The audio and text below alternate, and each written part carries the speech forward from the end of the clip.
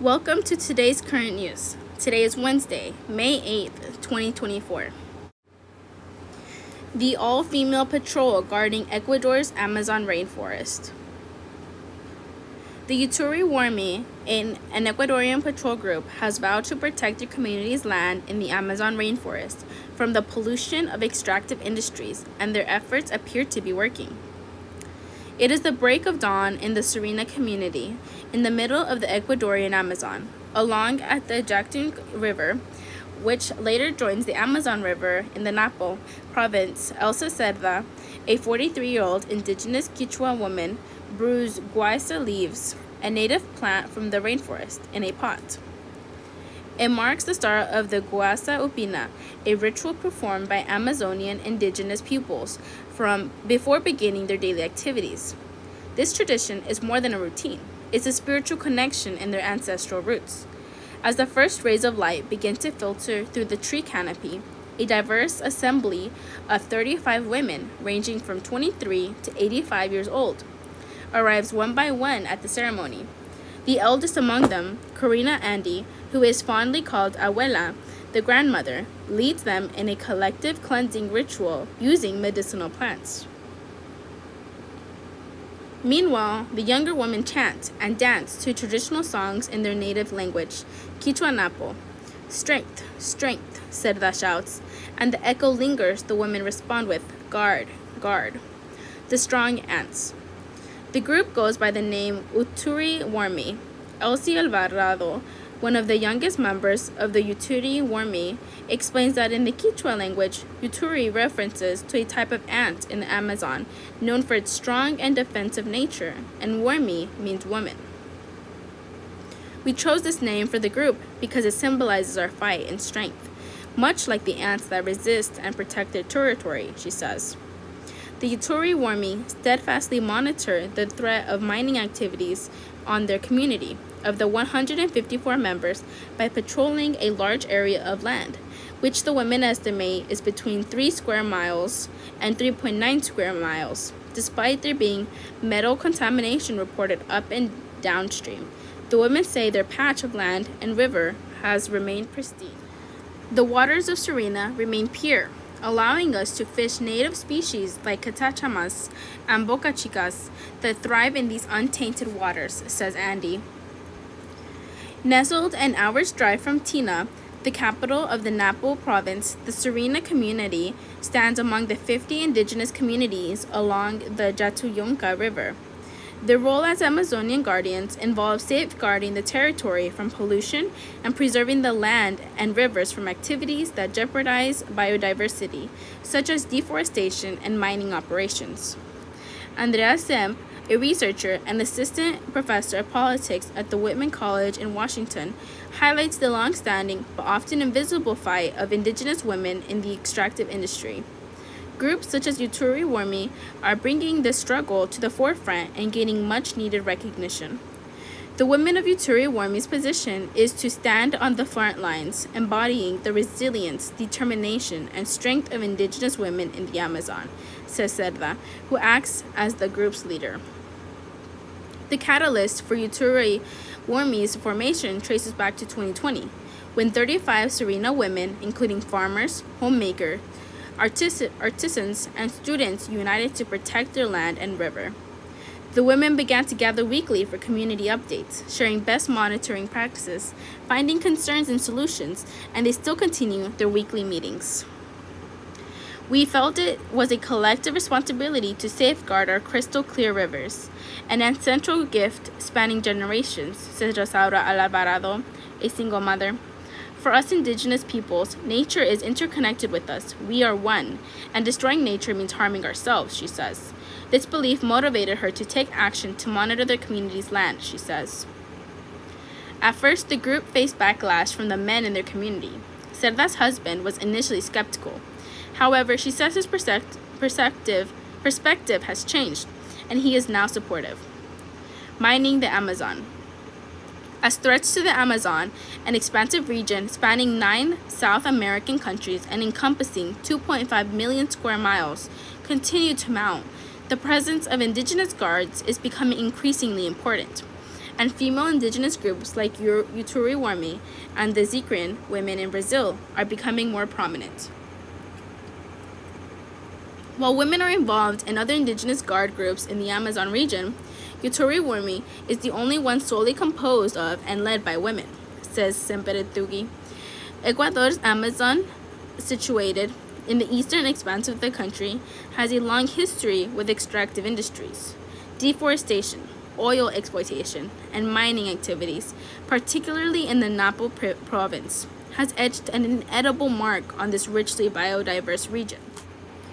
Satellite imagery captured in October 2023 showed that between 2015 and 2021, mining activities in the Ecuadorian Amazon increased by 21.7 square miles. Napo province saw the biggest increase, 4.3 square miles, had a new mining activity during that time frame, an increase of 316% according to the nonprofits monitoring of the Andean Amazon Project and the Ecocenic Foundation. The organizations reported that 17% of this increase was beyond legally designating mining zones. This substantial uptick in mining activities finds its roots in economic challenges. According to representatives from the Napo Resist, a collective of indigenous and non-indigenous members from the Napo region who campaigned for environmental and human rights. More than half of the population in Ecuador's Amazon lives in poverty. Mining provides a source of much-needed income in an area with few basic state services, the group says.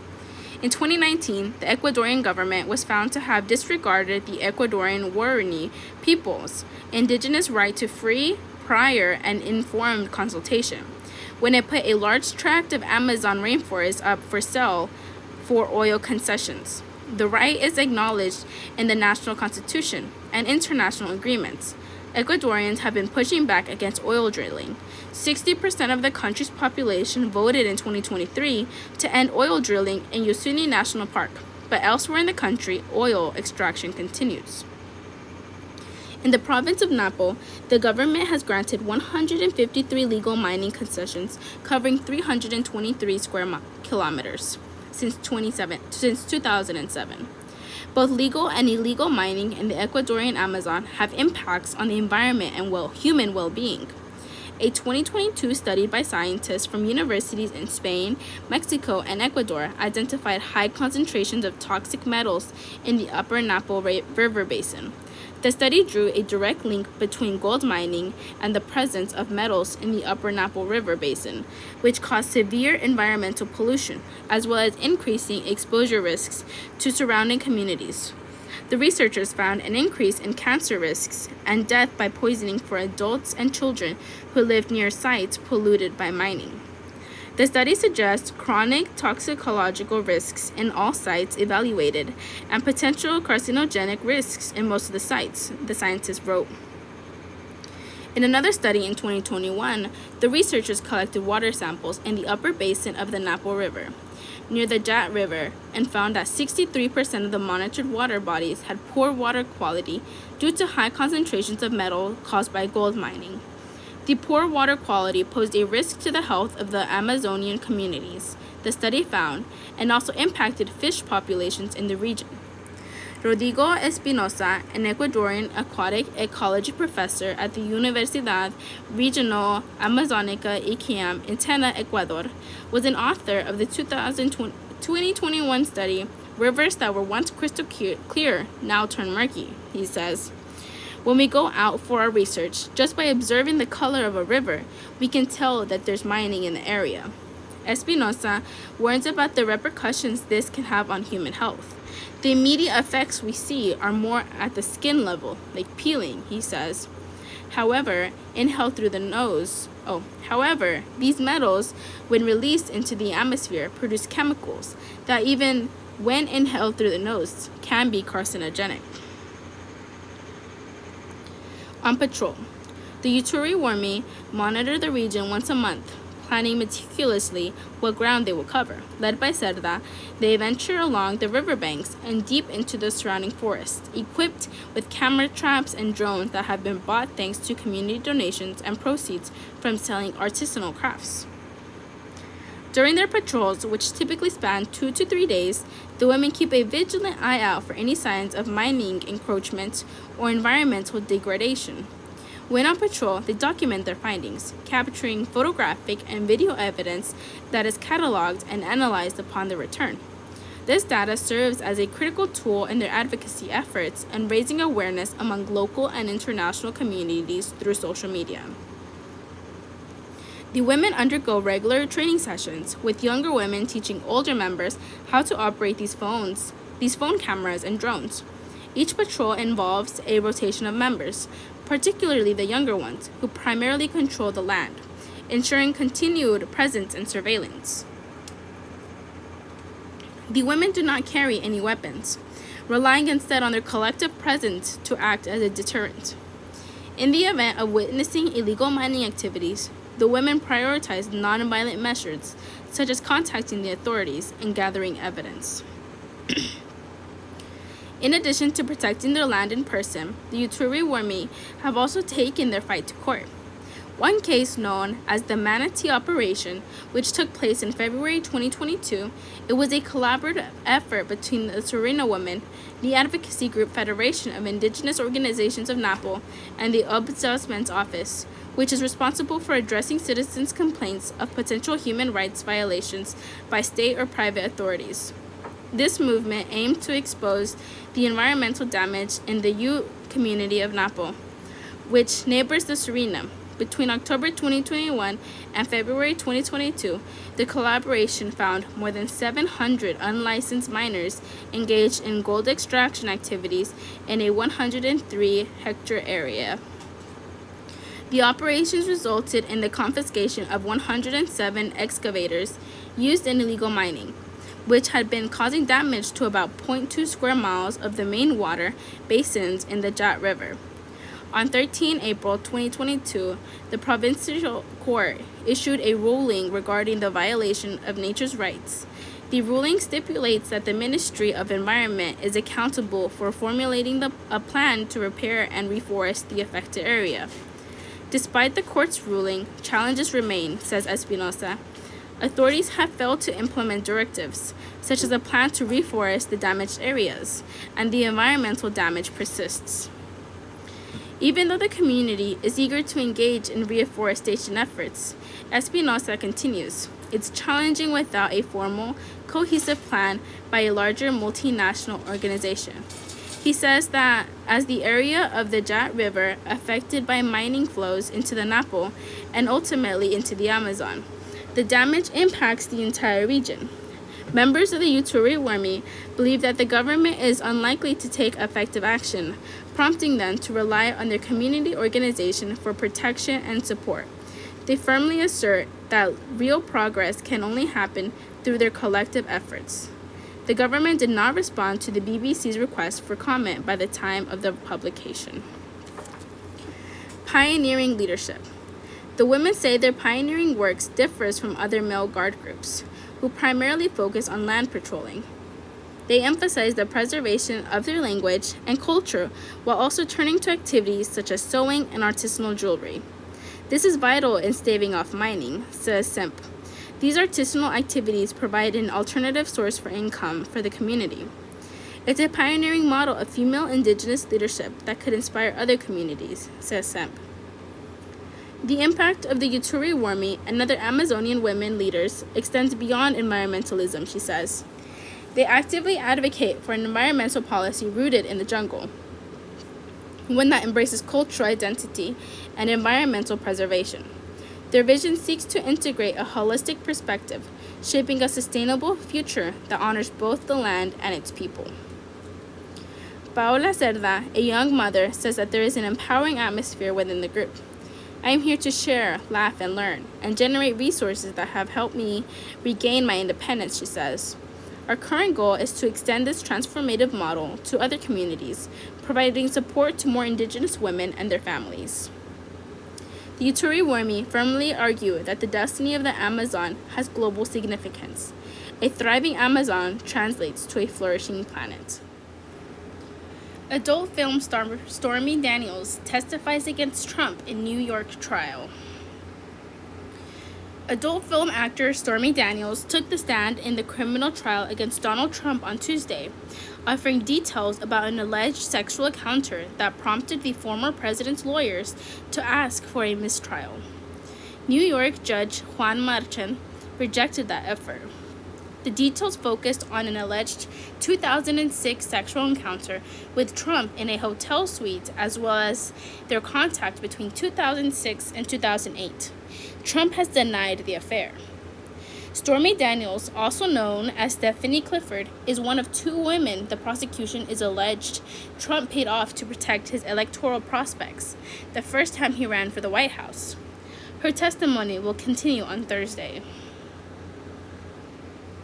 While Merchant denied the defense's motion for mistrial, he did agree there were things that were better left unsaid during Daniels' testimony. On Tuesday morning, Merchant sustained various objections raised by the defense for including unnecessary details, and before the afternoon testimony began, he instructed prosecutors to take some time to instruct her to be more succinct in her answers.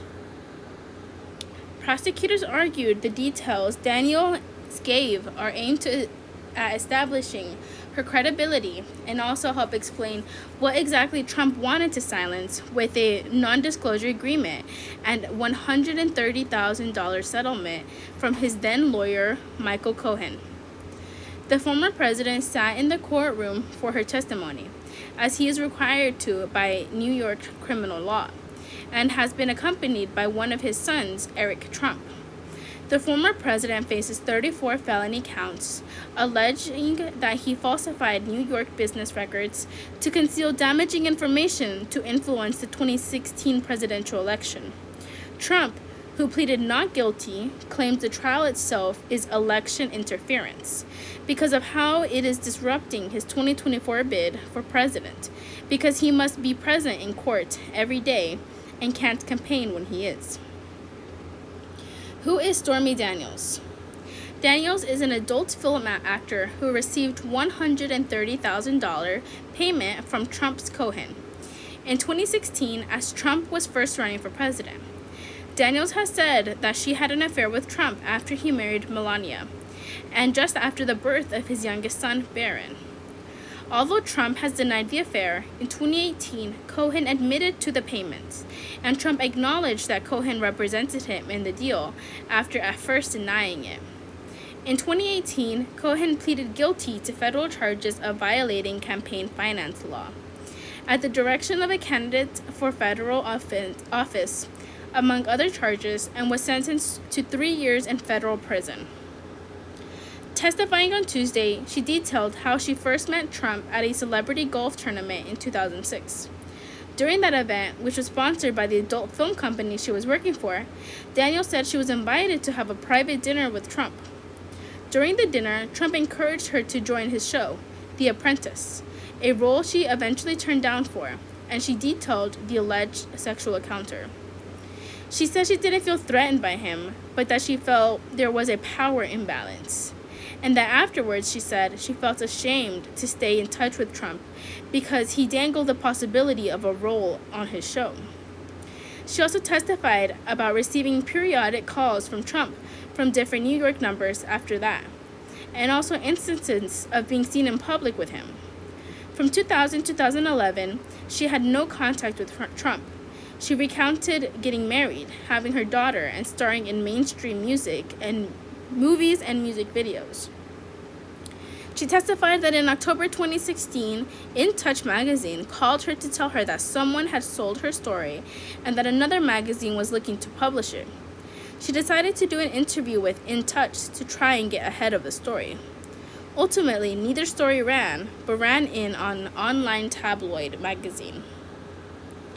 Daniels testified that her agent was looking to sell her story in 2016 after Trump had announced his candidacy. My motivation wasn't money, it was to get the story out. I didn't care about the money, Daniels said. I was the best I'd ever been. Things were very good. Daniels testified that in 2016 she was presented with a non-disclosure agreement between herself and Trump. The jury was shown an email from Cohen to Daniels' lawyer for $130,000 settlement agreement and a side letter agreement identifying the pseudonym for Daniels and Trump in the settlement. Daniels also tried to sue Trump in 2018 for defamation, but the lawsuit was dismissed. In 2013, she later tried to appeal the decision but lost that appeal, leaving her to pay Trump's legal fees in $120,000. That same month, Trump was indicted by a Manhattan grand jury. Earlier this year, a new document titled Stormy was released on Peacock, detailing her life between 2018 and 2023 and the various legal and personal challenges she's faced since coming forward. How does she fit the prosecution's case? The payment by Daniel Cohen received scrutiny in 2018 for potentially violating campaign finance law. Trump has long argued that the payment had nothing to do with the election and that instead he was trying to protect his marriage and family and that Cohen acted alone. But prosecutors argue that the payments violated a New York law barring illegal conspiracies to promote a candidate, and that a $420,000 reimbursement to Cohen was falsely described in Trump's business as a legal retainer to cover up the illegal payment. In opening statements for the trial, prosecutor Matthew Colangelo said they would work to show the jury how payments were calculated and disguised for tax purposes, as well as evidence that Trump is a frugal businessman. But when it came to pay Cohen back, he didn't negotiate the price down. He doubled it, so he would disguise it as income, Colangelo said. A story of infidelity with a porn star would have been damaging to the campaign, Colangelo said, and Trump wanted to prevent American voters from learning about that information before Election Day. There was no retainer agreement. It was instead what they thought was a clever way to pay Cohen back, without being obvious about it. Colangelo said, detailing that Cohen submitted 11 phony invoices paid for by checks with false entries signed by Trump himself. In his opening, defense attorney Todd Blanche spent time trying to discredit some of the prosecution's witnesses, primarily Cohen, who has a history of perjury, and Daniels, noting how she has received publicity, pointing to her recent documentary and how Trump has won a defamation lawsuit against her. What did Trump's lawyer ask her about?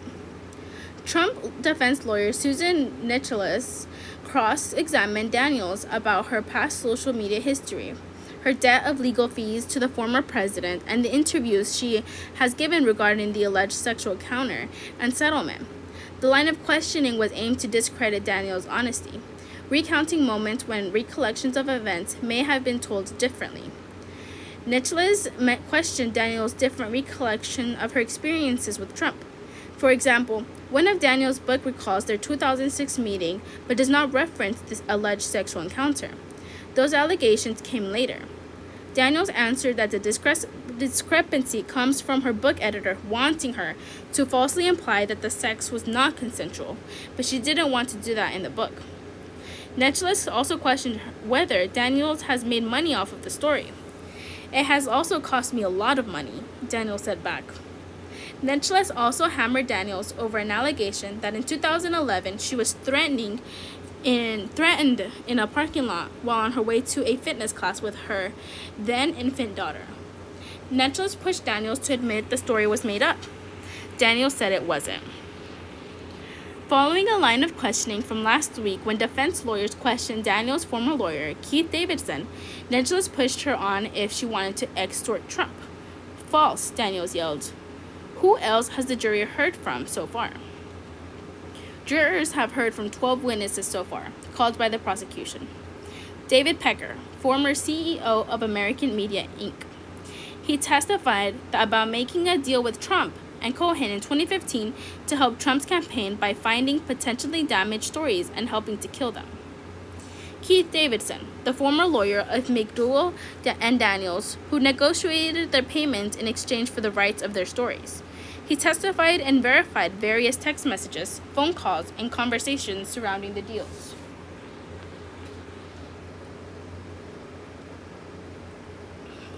Hope Hicks, former Trump campaign and White House official. She testified about the campaign and Trump's response to press reports about the payments and alleged affairs.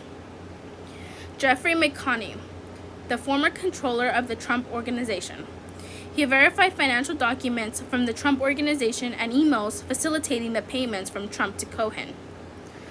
Ronna Graff, a longtime executive assistant at the Trump Organization. She testified against her former boss about how she entered McDougal's and Daniels' contact information into the Trump Organization's directory. Her testimony verified Trump's contact list. Gary Farrow, a former banker at First Republic Bank. He testified about opening accounts for Cohen that would eventually be used to pay Daniels. He said if he had known what the accounts would be used for, he may not have ever opened them. Robert Browning, Executive Director for Archives for CPAN. He verified 2 2016 Trump campaign clips and one 2017 press conference clip where Trump called Cohen a talented lawyer and where Trump called allegations from women's lies. Philip Thompson, and Esquire Deposition Solutions. He verified video and transcript of a 2022 deposition Trump gave for his civil defamation lawsuit against writer E. Jean Carroll.